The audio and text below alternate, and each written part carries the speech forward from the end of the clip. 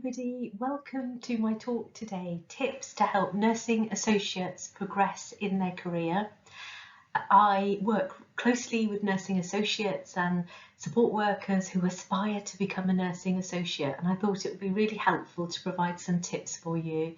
And do subscribe to my YouTube channel, it's free, there's lots of videos there for all levels of nurses and support workers, and I hope the tips help you. So firstly, well done, you've registered as a nursing associate. I know how challenging that can be with all the practice experiences and the educational side. You've completed your level 5 foundation degree, so well done.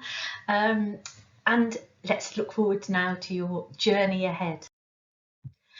So looking at your career options for a nursing associate, there's 3 career options really. So the first is to stay as a registered nursing associate and look for future opportunities in your current role. And I know nationally and on social media and Facebook accounts, there's lots of talk from nursing associates and those that I talk to as well that will say that there's not as much opportunity out there. Often they start at a band 4 unless you go and work in the private healthcare sector, and you might be offered a slightly different level of pay. But usually a registered nursing associate starts at a band 4 agenda for change pay scale. And they will say to me, well, why can't I apply for a band 5 or a band 6? And I'll sort of explain a little bit about career pathways and the importance of education. And also, the second option is apply for a top-up degree to become a registered nurse.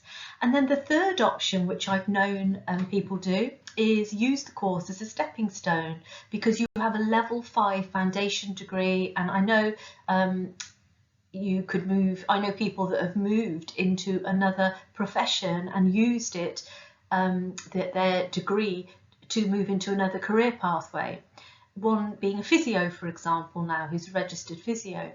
So you can use modules and courses as stepping stones, and I'll talk about academic levels and being able to do that across courses as well. So that's a picture of me many years ago in the 1980s, and I was a very shy 18-year-old, and we had nurse training in the 1980s, so I didn't do a degree, and I got my little hat there as well. It kept falling off, I could never keep it on. I was always being told off by the matron and the sister for having wonky hats. But that's another story.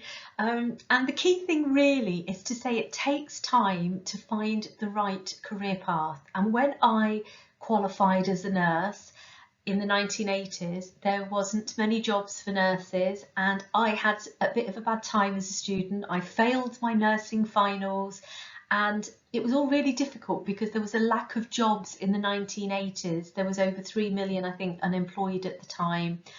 And something like 12% of the population in the UK were unemployed, whereas it's about, I think, around 4 to 5%. Don't quote me on it nowadays. And we've got a lot more nursing vacancies. So I had a very hard time, and I didn't know where I wanted to go in my career. And later I had to educate myself, and I paid for a degree myself. We didn't have a nurse education budgets then.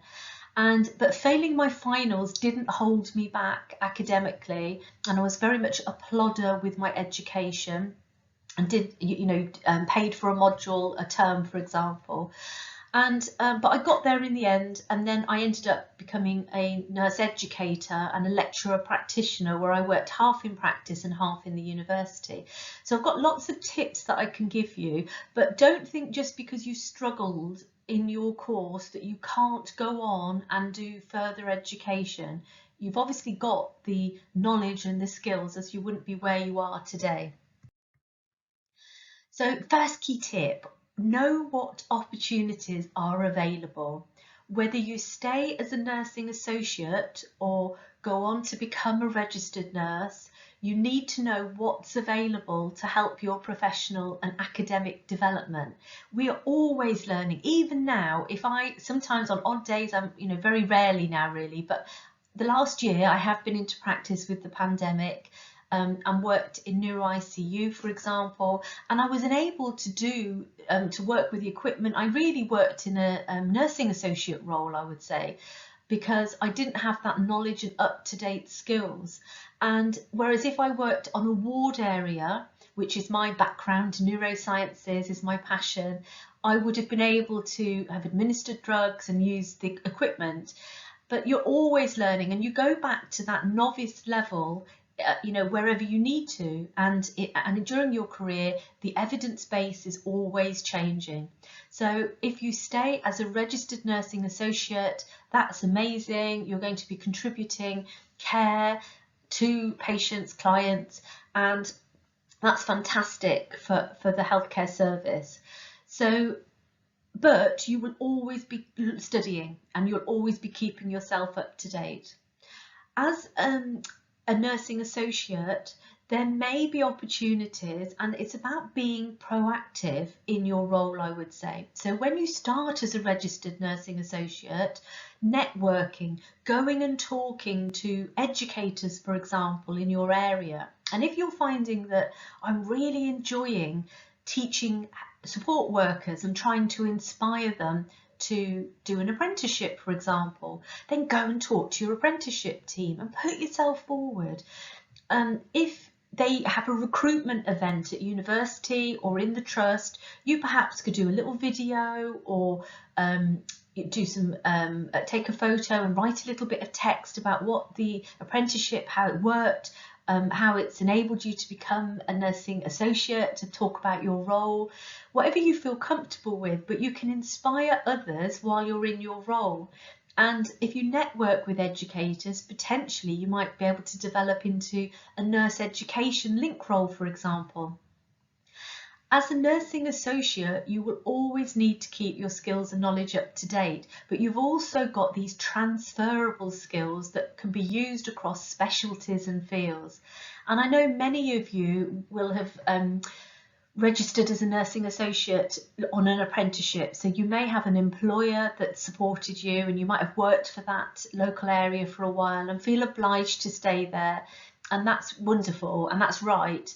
But there may come a stage where you think, actually, I do want to try other specialties and fields. So you can go and have a look on NHS jobs and see what's out there. And there's jobs in the private sector with charities, and just see what's available. And when you look at jobs and you look at the job description, you're really wanting to hone in on the personal specification on jobs.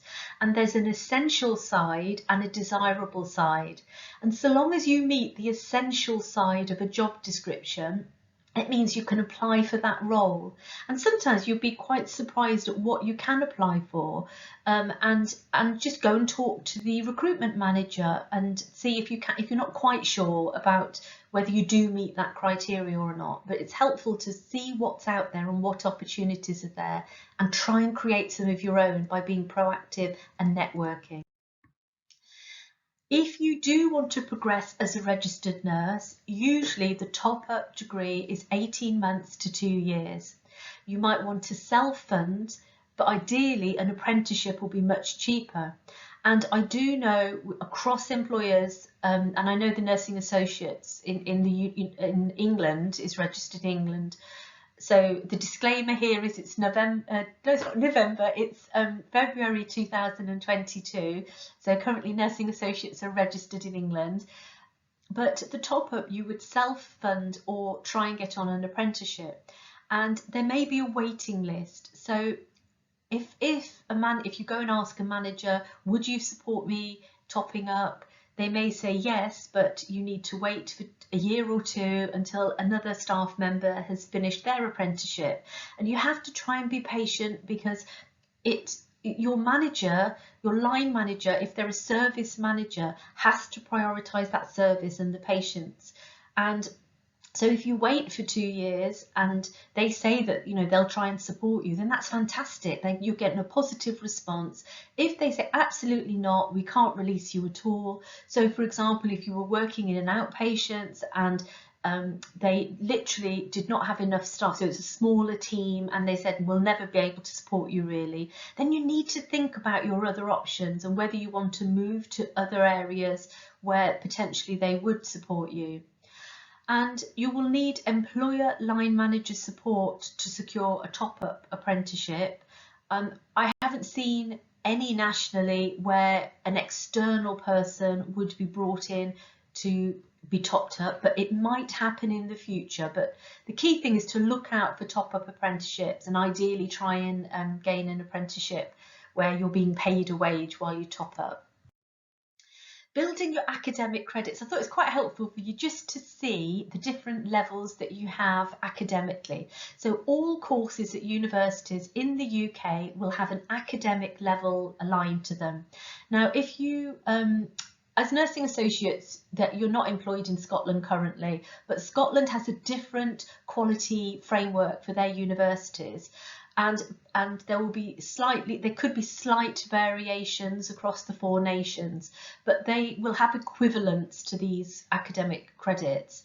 And this is just some examples. So you can do an apprenticeship at level 2, 3, 4. You have done a level 5 foundation degree to become a nursing associate, and your top up is getting you to the level of a level 6 degree. If you wanted to go on and do masters, and I know nursing associates that are planning to become advanced nurse practitioners, they would be doing a level 7 masters, for example, in nurse prescribing. And then if you were feeling really ambitious, doctorate level is level 8. So it's just quite interesting for you to see that. And I know a lot of nursing associates and registered nurses aren't really aware of the academic credits. I have a lot of nursing associates that I talk to who will find it really frustrating and say, why can't I have a higher band or progress without more courses? And I'll explain that now. And it's almost like what they're hoping is that they would have a band 5 or a band 6 with their experience. And what you need to bear in mind with career progression with nursing is that every NHS role links to an agenda to change pay rate, and it's important to go and have a look at those agenda for change pay rates. The private sector may offer different roles and pay, just to be aware of that. And the agenda for pay change will align to job descriptions, so that there is some template job descriptions, so that a manager would be leading a team, for example. You wouldn't pay a nursing associate band 4 wage to somebody that's leading a ward team, and I think you'd all agree with that. So all NHS job descriptions and personal specifications align to academic qualifications and key courses, and that is the issue. So in nursing now, I know nurses that are specialist nurses and advanced nurse practitioners, and advanced nurse practitioners should have master's level working. So if any registered nurse applying for a advanced nurse practitioner role would have to have master's level working. You might have to have academic qualifications. You might have to have nurse prescribing qualifications. You'll have post-registration education that will be aligned to that role. The same with education, having a teaching certificate, for example. So the reason you can't carry on as a band 5 or a band 6 potentially and apply for lots of different types of roles is because the level of education will be aligned to that job description and that agenda for change pay scale.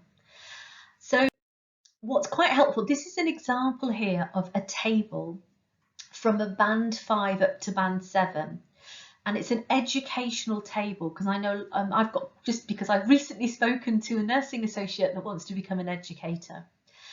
And what I said to her was, go and network with the educators and see what they can allocate to you. You might go and orientate student nurses to the area, for example. You might meet and greet international nurses. You might promote your role. But what they can't do is help students with their reflective essays at level 6, because you've only done a level 5 foundation degree. So the level of analysis is slightly different. It's a higher level. So you wouldn't be able to teach on a course, a specialist neuroscience course, teaching registered nurses, because you don't have the academic level. And that's where, if you are ambitious and you do want to carry on going up a career ladder, you will need to do further education. So the example here is a band 5. They would need to show interest in education and have a BSc nursing degree level 6. And that would be to be a clinical nurse educator, because they will be teaching nurses, students that are level 6 educated students. To become a band 6 educator, they need experience for 1 to 2 years, mentoring in practice, acting as a practice supervisor, delivering teaching, so it'd be teaching to all levels of nurses, but they would need to do a post-registration, post-qualification certificate in education, and a postgraduate certificate in education would require a degree, and it's a level 6 degree usually. There are some post-qualification certificates that would accept a level 5, but if you're going to do it at level 6 level, you'd need to have that degree. And then if you were going to become a band 7, you would be doing a postgraduate diploma, and you would definitely need a level 6 degree for a postgraduate diploma or a master's, and also potentially some leadership, because you should have worked as a band 6 and the role is about leading others. And the same if you're looking at a sister's role, a charge nurse or a ward manager role, that many job descriptions now are asking for master's level working. So a registered nurse, going into those roles would be expected to have done a leadership course, for example. So I hope that explains why that your education needs to be aligned to your progression. So depending on whether you want to stay in your role, which is wonderful, or you want to progress on, you still need to know how to access support and career advice. Who's responsible for your learning and development? Because how you feel now might be very different in 3, 4, 5 years' time. When I first registered, I really didn't think I was going to become an educator. I didn't think I had the knowledge and skills. But as I worked as a registered nurse for 2 or 3 years, I really enjoyed teaching people at the bedside. So that's the career pathway I eventually went into. But it took a while to do, to know what I wanted to do. And it may be the same for you. You might think now, no, I don't want to go up a career ladder. I want to stay where I am and just maybe go and see if there's other roles that I can do as a nursing associate band 4. But in a few years' time, you might feel differently. So it's really important to have somebody that can advise you locally. There may be local clinical educators or managers or clinical buddies. You can go on social media, join groups, go onto national forums. You can seek advice outside your area as well. You might go back to the university. The nursing associate program leads might be somebody that you really trust and you can talk to. And it's important to find somebody that you trust, who's a good role model and who will offer sound and positive and constructive career advice and support. I had people in my career that said, oh, why do you want to be an educator? And well, you'll have to lecture, you're never going to enjoy lecturing. And I never thought I would enjoy lecturing until I did it. And it's sort of experiencing lecturing and doing courses enabled me to develop those skills, and eventually I did enjoy it. The third tip, think a year ahead when you're applying for course funding. So nothing happens quickly in the NHS, and NHS budgets are done a year, like business models are set a year in advance. So if you go to your manager and you say, I would like to top up, or you'd like to do a course, you want to stay as a nursing associate and you'd really like to attend this conference or this course, they may not have the funding because it's, as I said, they may have, but it's set a year in advance. So what's really helpful is to find out how education systems work early on and how you apply for courses. Who is responsible for your immediate and long-term needs, your professional development? Registered nurses, exactly the same. You should be having somebody to do professional development reviews and annual reviews, and go and be proactive and look at what's out there. And if you're gaining an interest as a nursing associate in a certain area, you might work, I don't know, in a medical ward, but have a real interest in stroke. You could act as a link nurse for stroke, a link nursing associate, I should say, for stroke, and you could potentially go and ask your manager to attend a conference and do a certificate. There may be short courses linked to that, linked to the condition, and go and seek out where what opportunities are out there. Look at how you can book on courses. Do you request financial support through your line manager and your study time? You might need paid study leave to attend an academic course, and it's never a given that you're going to have the study leave. If you can't have study leave, you might even have to use annual leave, and the annual leave may be they may not agree annual leave because you might be needed on a certain day. So it's important to always involve your line manager and try and get their support so that you potentially can have that study leave and paid courses. Fourth thing is, if you do want to go on and you want to do a top-up course, or you might want to do a specialist course, or do something else, you'll often need to be interviewed, and places might be competitive. And if you're going to do a top-up, you'll definitely have an interview with the university, and if you're doing an apprenticeship top-up, with the apprenticeship lead. Never presume that you'll be put on. Your manager might really support you and be happy, but you still have got to get through an interview. So the more preparation you do, the more chance you have of success. I've got a video out, or coming out, on how to prepare for interviews for university for a degree, level 6. So if you do the top up, you'll be looking at level 6. So do look at that. There's lots of tips on there for interview. Network with other staff and students as well that have gone through the process and through courses for their advice and tips. And you can even ask a nurse educator, an experienced nurse, for a mock interview, as long as they're not on the interview panel. If you want to go and have that and try and arrange it, absolutely fine, as long as they're not on the interview panel. And it's being really proactive. And then they'll give you some feedback, and you can work on that feedback before the interview. And as I said, that's the video for preparing for university nursing degree interview. Lastly, be patient. Don't put pressure on yourself. It's not a race. It takes time to find a role, a specialism, and a setting sometimes, or field that suits your needs. And funding for courses may take time to secure, whether you are staying as a registered nurse associate or trying to apply for courses to progress further to a registered nurse.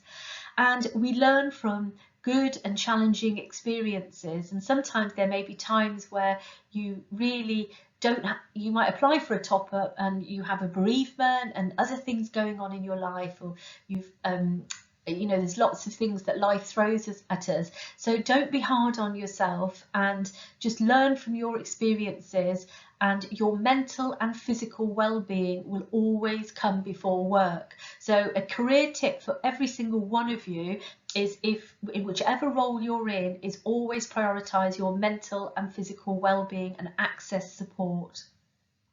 And that's academically as well. You may be on a course, and you need to think about that, and also in any role, in any position. So my final message, we're finally there, is enjoy your career, whatever choices you make. Find a career advisor and take those professional and educational opportunities.